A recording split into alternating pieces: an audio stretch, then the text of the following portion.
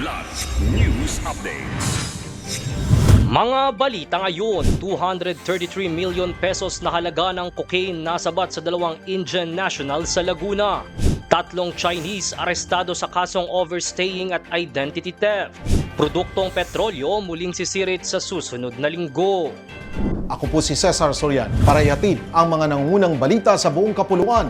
Ngayon, Kilo-kilong cocaine ang nasabat sa dalawang Indian national sa isang buy-bust operation sa Villa de Calamba, Barangay La Mesa, Calamba City, Laguna nitong madaling araw ng Sabado, February 21. Kinilalang mga naarestong suspect na sina alias 56, 30 anyos at alias Ali, 32 anyos at kapwa mga negosyante. Nasabat sa dalawa ang 44 na kilo ng cocaine na may standard drug value na 233.2 million pesos.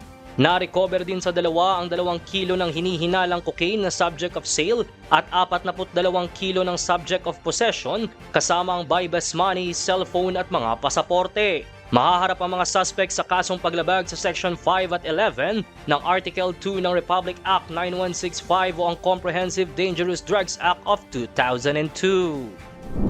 Arestado ang isang Chinese national sa isinagawang operasyon ng Bureau of Immigration sa isang condominium sa Barangay Tambo, Parañaque City dahil sa umano'y overstaying at paggamit ng peking pagkakakilanlan. Kinilala ang suspect na si Fang Li, 36 anyos, na napaulat umanong sangkot sa mga iligal na aktibidad sa lugar at ginagamit pa nito ang pangalan ng isang Chinese national. Samantala, 2 pang Chinese ang arestado sa parehong operasyon sa kaso ding overstaying at isa na may nasa aktibong blacklist order. Kinilala ang mga ito na sina Chen Yu Liang, 38 anyos at Xu Yu Xiang, 39 anyos. Kasalukuyang nasa kustodiya ng Bureau of Immigration Warden Facility ang 3 suspect habang pinoproseso ang deportation proceedings.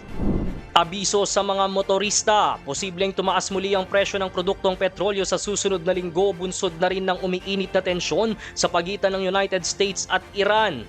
Ayon sa ulat, maaaring madagdagan ng 0.40 centavo hanggang 0.60 centavo kada litro ang diesel habang hanggang 0.10 centavo naman sa gasolina. Bunsod din umano ito ng higit 5% na pagtaas ng presyo sa Mine of Platts, Singapore mula noong February 16 dahil sa pangamba sa military activities at posibleng opensiba ng US laban sa Iran. Sa nakalipas na 6 na linggo, patuloy pa rin ang pagtaas ng presyo ng langis kung saan naitala ngayong linggo ang karagdagang 1 peso and 20 centavo kada litro sa gasolina at 0.60 centavo kada litro sa diesel at kerosene. Inaasahan namang mas lalo pang tataas ang dagdag singil sa petrolyo kung sakaling magtutuloy-tuloy ang girian sa Middle East. Para sa Kidlat News Channel, ito si Jai Reyes, nag-uulat.